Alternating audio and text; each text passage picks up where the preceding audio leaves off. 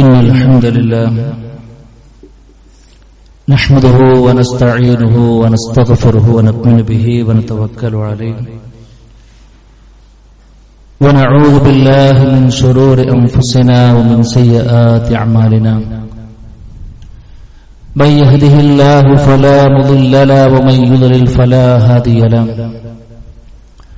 وأشهد أن لا إله إلا الله وحده لا شريك له وأشهد أن محمدا عبده ورسوله أرسله بالهدى ودين الحق ليظهره على الدين كله ولو كره المشركون اللهم صل على محمد وعلى آل محمد كما صليت على إبراهيم وعلى آل إبراهيم إنك حميد مجيد أما بعد فإن خير الكلام كلام الله وخير الهدي هدي محمد صلى الله عليه وسلم وشر الأمور محدثاتها وكل محدثة بدعة وكل بدعة ضلالة وكل ضلالة في النار أعوذ بالله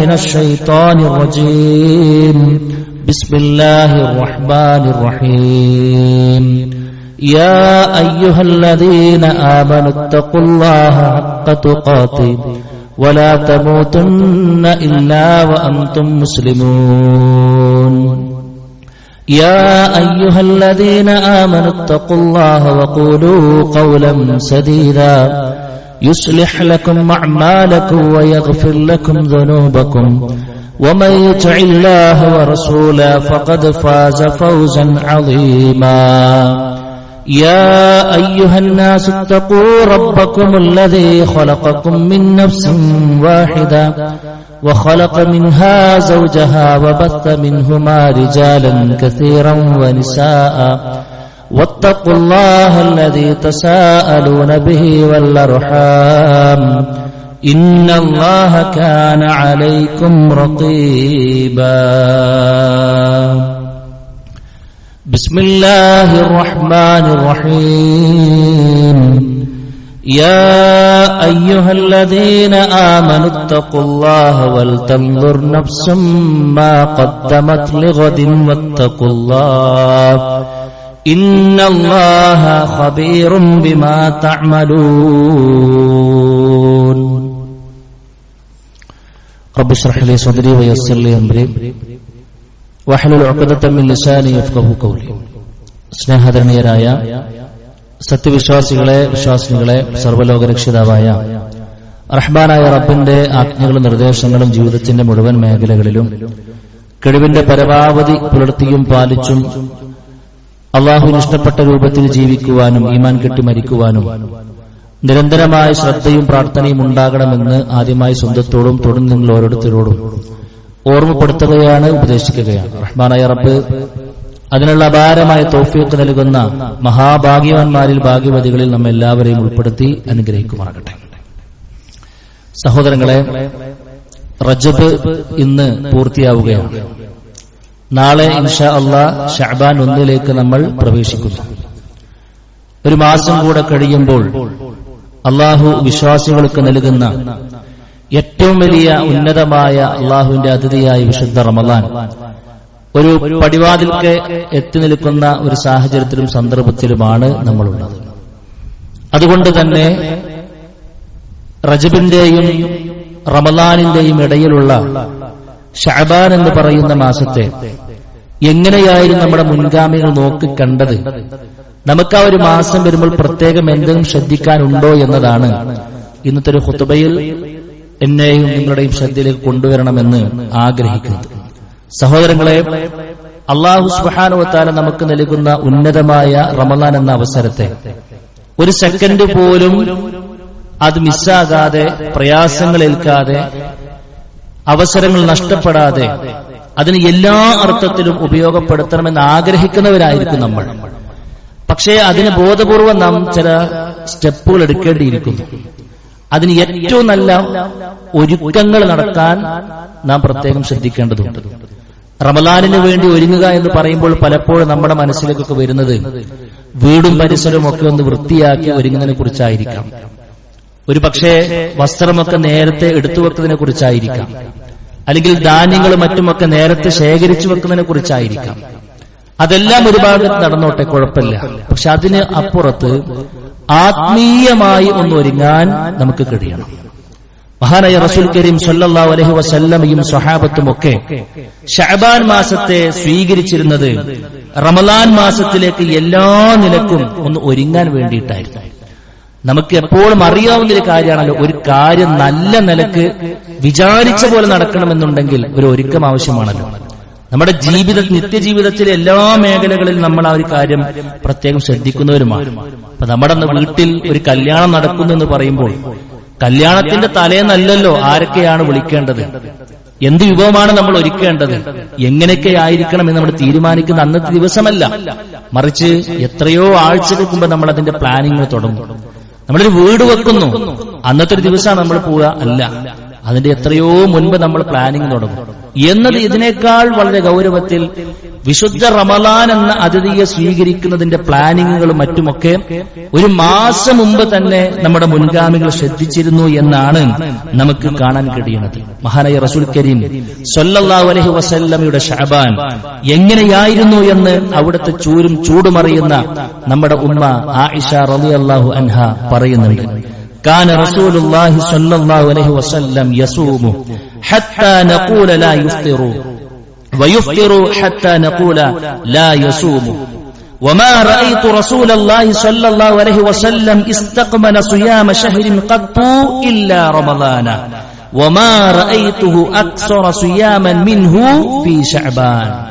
പ്രവാചകൻ സല്ലല്ലാഹു അലൈഹി വസല്ലമയുടെ ശഅബാനെ കുറിച്ച് ഉമ്മ പറയാണ്, അള്ളാഹുവിന്റെ റസൂൽ ഒരു മാസം പരിപൂർണമായിക്കൊണ്ട് നോമ്പ് നോറ്റതായിക്കൊണ്ട് ഞങ്ങൾ കണ്ടത് റമളാനിലായിരുന്നു.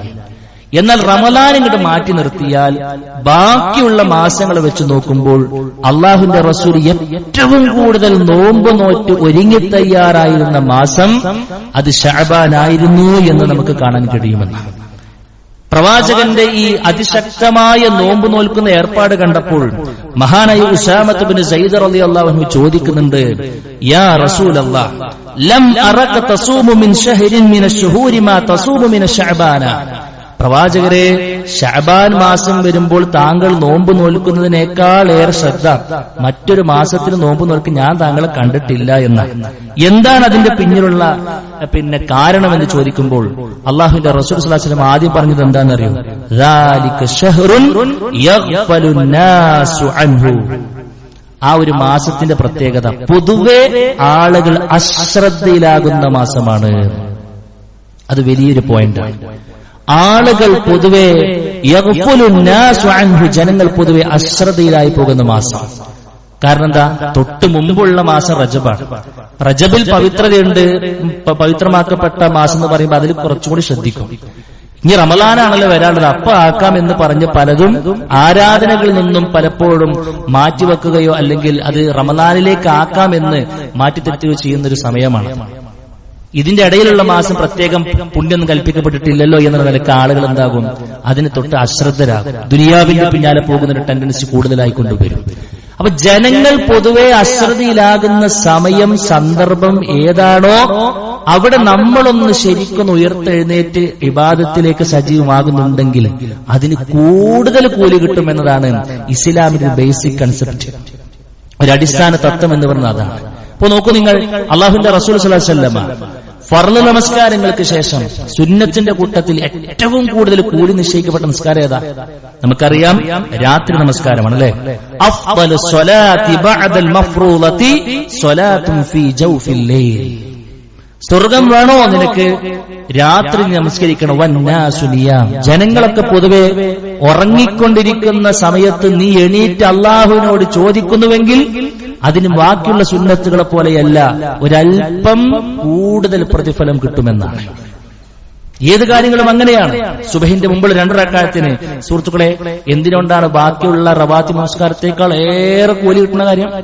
ദുഹറിന് മുൻപ് 4 റക്അത്ത് നിസ്കരിക്കുന്നുണ്ട്, പക്ഷെ അതിനേക്കാൾ ലോലമായി വളരെ സിമ്പിളായി നിസ്കരിക്കാൻ വേണ്ടി പറഞ്ഞതാണ് സുബഹിന്റെ മുമ്പുള്ള 2 റക്അത്ത്. പക്ഷെ ആ 4 നിസ്കരിച്ചതിനേക്കാൾ കൂലി 2 റക്അത്തിനാണ്. എന്തേ? ളുഹറിന് മുൻപ് 4 ഒരുപക്ഷെ നിർവഹിക്കാൻ പൊതുവെ എല്ലാവർക്കും കഴിയും. അതിന് വലിയ റിസ്ക് ഒന്നുമില്ല. മഗ്രിബാണെങ്കിൽ പറയും വേണ്ട, വലിയ റിസ്ക് ഇല്ല. പക്ഷെ സുബഹി ആളുകൾ അശ്രദ്ധയിലാകുന്ന സമയത്ത് എനിക്കതിന്റെ കൂലി കിട്ടിയേ പറ്റൂ എന്നൊരാൾ തീരുമാനിക്കുമ്പോൾ സഹോദര, അവൻക്ക് പ്രതിഫലം കൂടുമെന്ന് അല്ലാഹുവിന്റെ റസൂൽ സ്വല്ലല്ലാഹു അലൈഹി വസല്ലം വീണ്ടും പറഞ്ഞു.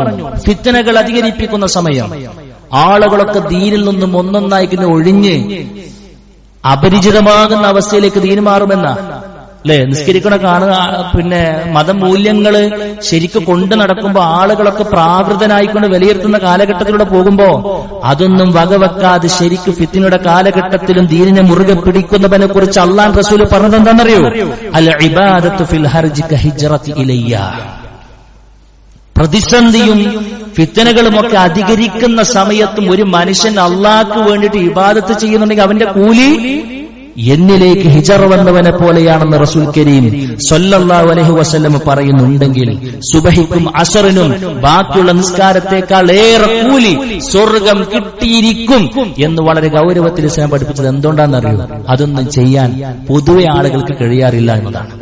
അതുകൊണ്ട് പൊതുവെ ആളുകൾ അശ്രദ്ധമായി പോകുന്ന ഏത് സമയത്ത് നമ്മളൊന്ന് ഇബാദത്തിന് കൂടുതൽ ശ്രദ്ധിക്കുന്നുണ്ടെങ്കിൽ അതിന് കൂലി കൂടുമെന്നാണ്. അപ്പൊ കൂടുതൽ കൂലി കിട്ടാൻ ഈ ഒരു സമയം നമ്മൾ ഉപയോഗപ്പെടുത്തണമെന്ന് റസൂൽ കരീം സ്വല്ലല്ലാഹു അലൈഹി വസല്ലമ നമ്മളെ പഠിപ്പിക്കുകയാണ്. രണ്ടാമത്തെ ഒരു കാരണം എന്താണെന്നറിയോ സുഹൃത്തുക്കളെ? ഒരു വർഷത്തിലെ മുഴുവൻ നമ്മുടെ സൽക്കർമ്മങ്ങളും അള്ളാഹു പരിശോധനയ്ക്ക് വിധേയമാക്കുന്ന സമയമാണ് പിന്നെ ശഅബാൻ മാസം എന്ന് പറയുന്നത്. എല്ലാ ദിവസത്തിലും നടക്കുന്നുണ്ട്. രാവിലെ പിന്നെ രാത്രി ആകുന്നതിന് മുൻപ് രാവിലെ നമ്മൾ ചെയ്ത കർമ്മങ്ങൾ അള്ളാഹു പരിശോധനയ്ക്ക് വിധേയമാക്കുന്നുണ്ട്. ആഴ്ച 2 ദിവസം നടക്കുന്നുണ്ട്, തിങ്കളും അതേപോലെ തന്നെ വ്യാഴവും. അല്ലെ, വർഷത്തിലൊരിക്കൽ നടക്കുന്ന സംഗതിയെ കുറിച്ചാണ് ഈ പറയുന്നത്. വർഷത്തിലൊരിക്കൽ ഈ മാസം വന്നു കഴിഞ്ഞാൽ എല്ലാ ദിവസവും നമ്മുടെ കർമ്മങ്ങൾ അല്ലാഹു സുബ്ഹാനഹു വ തആലയിലേക്ക് കയറി പോകുമെന്ന് റസൂൽ കരീം സ്വല്ലല്ലാഹു അലൈഹി വസല്ലം പറയാണ്. തുർഫഉ ഫീഹി അഅ്മാലുൽ ഇബാദി.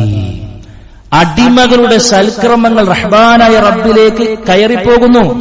ഫഉഹിബ്ബു അൻ ലാ യുർഫഅ അമലി ഇല്ലാ വഅന സായിം. അതുകൊണ്ട് ഞാൻ ഇഷ്ടപ്പെടുന്നത് എന്റെ കർമ്മങ്ങൾ റബ്ബ് പരിശോധനയ്ക്ക് വിധേയമാക്കുമ്പോൾ ഞാനൊരു നോമ്പുകാരനാകാനാണ് ഞാൻ ആഗ്രഹം. എന്താ അങ്ങനെ പറയാനുള്ള കാരണം? കാരണം ഏത് കർമ്മങ്ങളുടെ കൂടെ നോമ്പുണ്ടോ ആ കർമ്മങ്ങളുടെ സ്വീകാര്യത വർദ്ധിക്കും. നോമ്പുകാരനായ ഒരു നിസ്കാരം നോമ്പുകാരനല്ലാത്ത നിസ്കാരം തമ്മിൽ നല്ല വ്യത്യാസമുണ്ട്. നോമ്പ് കൂടെ എടുത്തിട്ടൊരു കാര്യം നിർവഹിക്കുന്നതും നോമ്പ് എടുക്കാതെ മറ്റൊരു കാര്യം നിർവഹിക്കുന്ന നല്ല വ്യത്യാസമുണ്ട്. അതുകൊണ്ടാണ് അള്ളാഹുവിന്റെ റസൂൽ സ്വല്ലല്ലാഹു അലൈഹി വസല്ലമ നോമ്പിന് അത്രയേറെ മുൻഗണന കൊടുത്തത് നമുക്ക് കാണാൻ കഴിയും. മഹാനായ റസൂൽ കരീം സ്വല്ലല്ലാഹു അലൈഹി വസല്ലമ വീണ്ടും പറഞ്ഞത് എന്താണെന്നറിയോ? ശാരീരികവും മാനസികവുമായ നല്ലൊരു മുന്നൊരുക്കത്തിനാണെന്ന്. ഈ മാസത്തെ അള്ളാഹ് പണ്ഡിതന്മാര് കണക്കാക്കിയത് റവാത്തിബ് നമസ്കാരങ്ങളെ പോലെയാണ്. എന്താ റവാത്തിബ് നമസ്കാരങ്ങളുടെ പ്രത്യേകത? ഫർളുകളിൽ വന്ന ന്യൂനതകൾക്കുള്ള പരിഹാരമാണല്ലോ റവാത്തിബ്, അല്ലെ? ഇപ്പൊ നമ്മള് പിന്നെ ഫർള് നമസ്കാരം ഇങ്ങനെ നിർവഹിക്കുകയാണ്, എന്തെല്ലാം ന്യൂനതകളുണ്ടാവും. ഇന്ത്യയും കിടക്കുന്ന നമസ്കാരത്തിൽ എന്തെല്ലാം ന്യൂനതകളുണ്ടാവും, അല്ലെ? നാളെ ആദ്യമായിക്കൊണ്ട് നമ്മുടെ നമസ്കാരത്തെയാണ് വിചാരണക്കെടുക്കുക. വിചാരണക്കെടുക്കുമ്പോൾ നമ്മുടെ ഫർളുകൾ മാത്രം കൊണ്ട് പൊളിക്കാൻ തീരുമാനിച്ചു കഴിഞ്ഞാൽ സുഹൃത്തുക്കളെ ന്യൂനതകളുടെ കൂമ്പാരമായിരിക്കും. അള്ളാഹു പുറത്തുവരുമാറാകട്ടെ. പക്ഷെ അള്ളാഹ് നമുക്ക് തന്നൊരു ഓഫർ എന്താണെന്നറിയോ?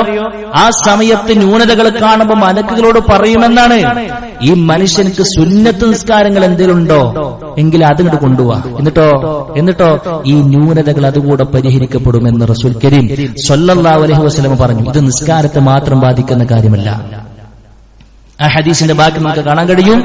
ഇതുപോലെ ഫറലായ നോമ്പുകൾക്കുള്ള വന്നുപോയ വീഴ്ചകൾക്കുള്ള പരിഹാരമാണ് അതിന് തൊട്ട് മുൻപും ശേഷമുള്ള പിന്നെ നോമ്പുകൾ എന്ന് പറയുന്നത്. ശവ്വാൽ മാസം 6 നോമ്പിനെ കുറിച്ച് നമ്മൾ പറയൂലേ, ഇതിനുള്ള പരിഹാരമാണെന്ന്. അതുപോലെ തന്നെയാണ് സുഹൃത്തുക്കളെ അതിന് തൊട്ട് മുമ്പുള്ളത്.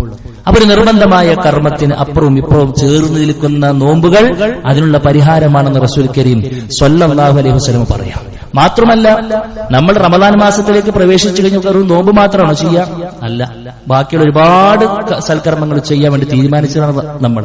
അല്ലാഹു തൗഫീഖ് നൽകുമാറാകട്ടെ.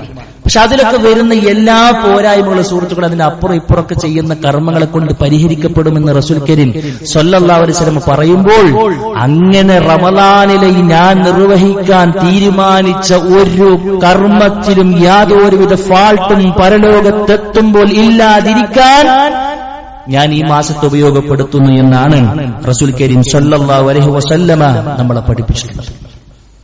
അതുകൊണ്ട് തന്നെ നമ്മുടെ മുൻഗാമികൾ ഈ മാസത്തെ വിളിച്ചൊരു വേറൊരു പേരെന്താണെന്നറിയോ സുഹൃത്തുക്കളെ? ഷഹ്റുൽ ഖുർആ. ഷഹ്റുൽ ഖുർആ, വായനക്കാരുടെ അഥവാ വിശുദ്ധ ഖുർആൻ പാരായണം ചെയ്യുന്നവരുടെ മാസം എന്നാണ്.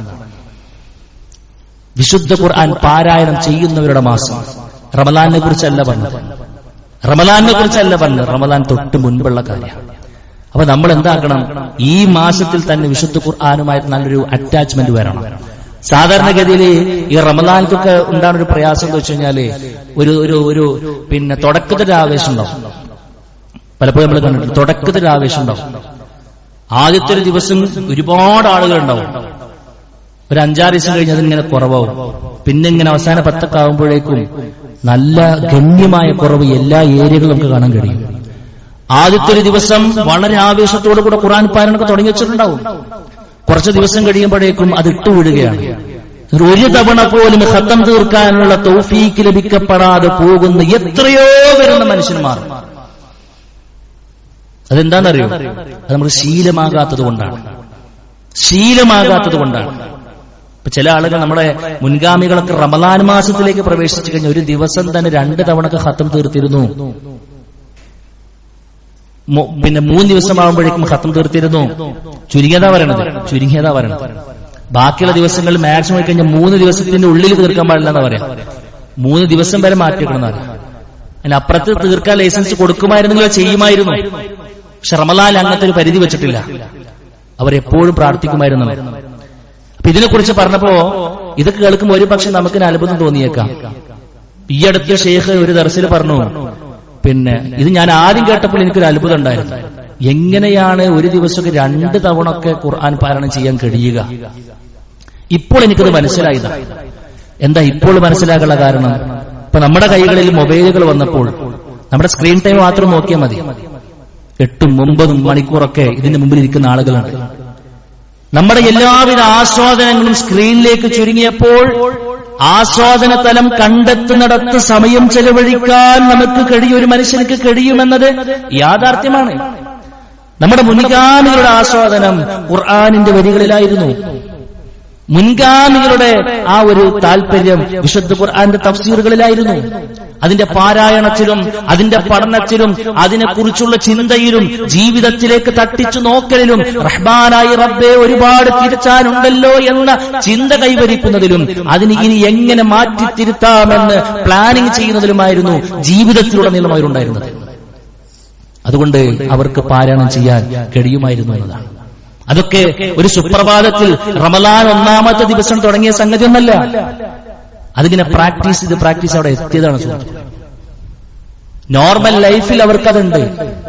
റമളാൻ തൊട്ട് മുമ്പത്തെ മാസം വരുമ്പോൾ ഒന്നും കൂടെ അവർ അതിന്റെ പിന്നെ കനം കൂട്ടിയിരുന്നു എന്നതാണ്. ധാരാളക്കണക്കിന് പാരായണം ചെയ്തിരുന്നു എന്ന് നമുക്ക് കാണാൻ കഴിയും.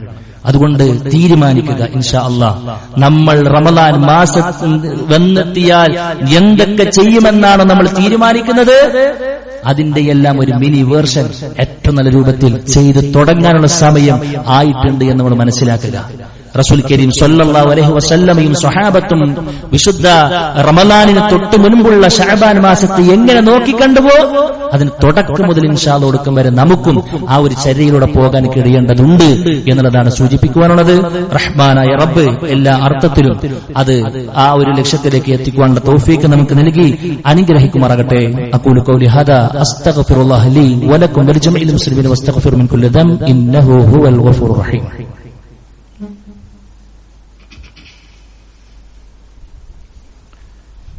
അൽഹംദുലില്ലാഹി വഹ്ദഹു വസ്സലാത്തു വസ്സലാമു അലാ മൻ ലാ നബിയ്യ ബഅദഹു. അല്ലാഹു സുബ്ഹാനഹു വ തആലയുടെ വിധികളും വിലക്കുകളും മാനിച്ചുകൊണ്ട് ജീവിക്കണമെന്ന് വീണ്ടും വീണ്ടും ഓർമ്മപ്പെടുത്തുന്നു. സുഹൃത്തുക്കളെ, ശഅബാൻ മാസത്തിന്റെ മറ്റൊരു പ്രധാനപ്പെട്ട പ്രത്യേകത എന്ന് പറയുന്നത് അല്ലാഹു സുബ്ഹാനഹു വ തആല അവന്റെ മുഴുവൻ അടിയാന്മാർക്കും പുറത്തു കൊടുക്കുന്ന ഒരു ദിവസം അതിലുണ്ട് എന്നതാണ്. മഹാനായ മുആദ് ഇബ്നു ജബൽ റളിയല്ലാഹു അൻഹു ഉദ്ധരിക്കുന്ന ഹദീസ് നമുക്ക് കാണാം. യത്തലിഉ അല്ലാഹു ഇലാ ജമീഇ ഖൽഖിഹി ലൈലത്തൻ നിസ്ഫി മിന ശഅബാൻ. ശഅബാൻ മാസത്തിന്റെ പകുതിയാകുമ്പോൾ അഥവാ 15ന്റെ തലേന്ന് ഫയഗ്ഫിറു ലിജമീഇ ഖൽഖിഹി, അല്ലാഹു സുബ്ഹാനഹു വ തആല അവന്റെ അടിയാന്മാരിലേക്ക് എത്തി നോക്കുമെന്നാണ്. ശഅബാൻ 15ന്റെ രാത്രിയിൽ പ്രവാചകൻ സ്വല്ലല്ലാഹു അലൈഹി വസല്ലം പറയാ, അല്ലാഹു അവന്റെ അടിയാന്മാരിലേക്ക് എത്തി നോക്കും. എന്തിനെത്തുന്നു? ഫയഗ്ഫിറു ലിജമീഇ ഖൽഖിഹി, അവന്റെ എല്ലാ അടിമകൾക്കും അല്ലാഹു പുറത്തു കൊടുക്കും. രണ്ട് വിഭാഗത്തെ മാറ്റിവെച്ചു, അവർക്ക് പുറത്തു കൊടുക്കൂല. ഒന്നാമത് വിഭാഗം ആരാന്നറിയാം? ലിമുശ്രിക്കിൻ, അല്ലാഹുവിൽ പങ്കു ചേർത്ത ആൾക്കാർ.